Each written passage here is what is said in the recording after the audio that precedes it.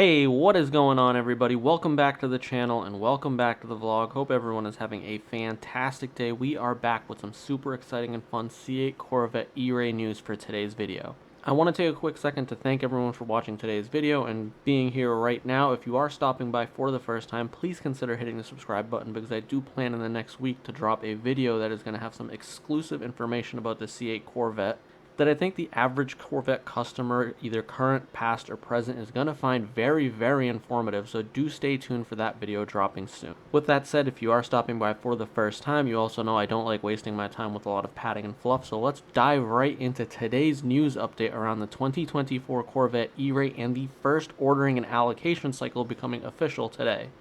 The 2024 Corvette E-Ray, as many of you already know, 655 horsepower rocket hybrid electric Corvette for a really good price point in the marketplace, is becoming an official vehicle to market. The first consumer vehicles have been allocated for the planned October 23rd production week, being the start of the Corvette E-Ray. I've covered that many times in the past, so I won't hash out a lot of details there. Be sure to check out some of the older videos on the channel, but today we have confirmation that the first allocation cycle is official today.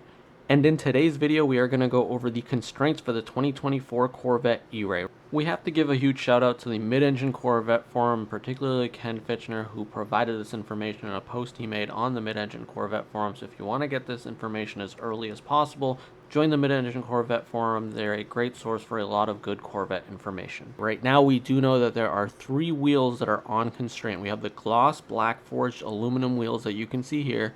Probably one of my preferred wheel options on my spec E-Ray. This is the wheel that I've gone and chosen, so this is on constraint for the first ordering cycle. We also have the bright polished forged aluminum wheel. I think this touches the fancy of some of the older Corvette enthusiasts that still like the chrome look. Nothing wrong with that. I personally think on the right color it does work, but this is on constraint for the first ordering cycle. And then the pearl nickel forged aluminum wheel, which I find shocking.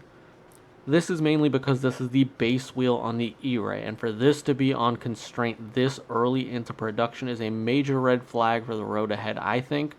So we'll have to be on the lookout for the reason behind this constraint going forward. Next up for constraint, we have the carbon fiber engine shield. I do like that General Motors now offers the wiring for the light at $100, so if you want to go with the aftermarket carbon fiber engine appearance package, which is also on constraint, you can at least get the wiring from the factory, which is really the only reason why I even went with this package on my first and second Corvette. So really cool there, but again, these 2 items are on constraint. And lastly on constraint is the carbon fiber interior package, which is a very expensive option, but again, it's on constraint, so we're seeing a trend of carbon fiber constraints for the E-Ray in the first ordering cycle. Next up, as many of you know, there are 3 ordering buckets. The Stingray has its own bucket, the E-Ray has its own bucket, and the Z06 has its own bucket. And so the C8 Z06 constraints include the carbon flash high wing, the visible carbon fiber high wing, the carbon flash ground effects, the visible carbon fiber ground effects, the carbon shield, engine shield, again similar to the E-Ray, the engine appearance package, and the carbon fiber interior package. So all carbon themed accessories are on some form of constraint. And this is something Corvette ordering has had as a rampant issue for the last year plus now, especially coming out of the pandemic. As these performance cars increase in quantities, carbon fiber is a more demanding material, fit, finish, and appeal, so it's no doubt that these vehicle parts are in short order. But it's cool to see that allocations have been given. We no longer get like that full report of how many cars went out because people were able to kind of break that down and pick apart General Motors being deceptive or misrepresenting how many cars they were going to commit to and actually delivering. So I think General Motors has put a shroud of covering around some of those detailed metrics, which is unfortunate. And especially with the impending strike at the General Motors plants, thankfully Bowling Green Assembly is not on strike right now, as we've already seen that General Motors has shut down plants that weren't striking just because plants that provided them parts have shut down upstream, ultimately resulting in those plants not being able to produce vehicles. So even though right now the union has not indicated when Bowling Green, if at all, would go on strike, I think that parts constraints are going to slow down Corvette production, and that's a very viable threat in today's marketplace. And we have to give a huge shout out to the Mid-Engine Corvette forum. The information around these constraints that you have seen on your screen are shared to us by the Mid-Engine Corvette forum and its members. Additionally, we got a screenshot from the Mid-Engine Corvette forum from the order workbench, which showcases the very first C8 Corvette E-Ray that we know of that has gone to 3000 status and been accepted for production control as of Tuesday. Another car on the Facebook group was shown to have been accepted for production control as well that had the specialized VIN option. We're not quite sure what the selection for this vehicle is, but there's a good chance it probably has those customized VIN selection option. Those cars sometimes tend to go earlier into production if you're willing to pay the money to try to lock up an early VIN sequence. I know General Motors says you can't do that, and that's not how that works, but we've seen it on the Stingray, we've seen it on the Z06, and we're seeing it here on some of the E-Ray information that's available to us early. And all of these screenshots provided to us from the Mid-Engine Corvette forum do indicate that October 23rd is the target production week for these orders within the system, which is very important to note because that is what General Motors has committed to. And there's a lot of rumors right now swirling on why the E-Ray has been pushed back since 24 production started early in September. I have a viable source that's confirmed to me, or indicated to me, I should say, not confirmed, but indicated to me why the E-Ray was pushed back, and it's not a fault of General Motors, but I'm not comfortable sharing that just yet until I can validate it with one other source to ensure that it's not a rumor.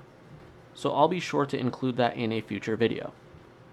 But yeah, that's the all exciting E-Ray news that we have right now. Ordering has been sequenced and started. Dealers have allocations for cars that got them. We have our first order going to 3000 status that we know of. So the E-Ray production is moving as expected to General Motors' initially provided timeline. Honestly, several months ago when they indicated that the E-Ray would be a later production start, it's all kind of falling into place. But there are some threats to this timeline that the strike is going to impose on Bowling Green Assembly.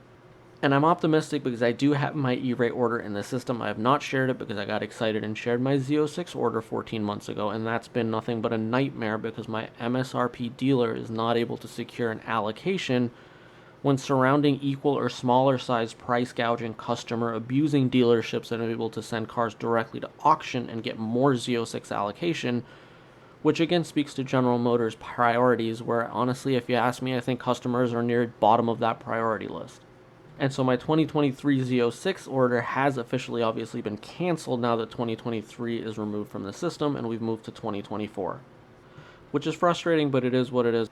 But very exciting stuff. We have some constraint information, so we now know where the production life cycle of the E-Ray and the Z06 are headed, as well as some constraints around the Stingray that I've put up on the screen. And definitely, if you are stopping by for the first time, hit the subscribe button, hit the thumbs up button, and leave a comment down below on what your thoughts are on the E-Ray rollout. And stay tuned for all future news and updates on the C8 Corvette as they become valid and available to us on the channel.